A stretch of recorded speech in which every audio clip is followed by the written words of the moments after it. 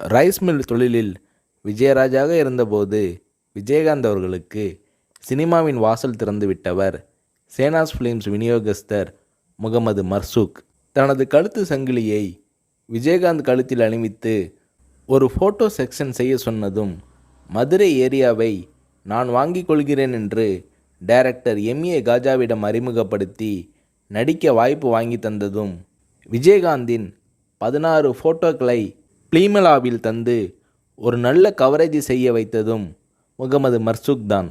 விஜயகாந்தின் cinema வாழ்வின் வெற்றிக்கு பெருந்துணையாக தோள் கொடுத்து இருந்தவர் இப்ராஹிம் ராவுத்தர்.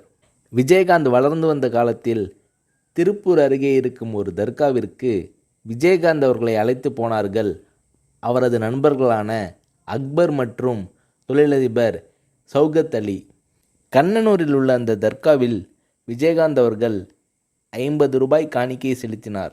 அப்போது விஜயகாந்த் அவர்களுக்காக பிரார்த்தனை செய்த முஸ்லிம் பெரியவர், இந்த தம்பி பெரிய நடிகராக பேரும் புகழும் பெற வேண்டும் என்று வேண்டிக் கொண்டார்.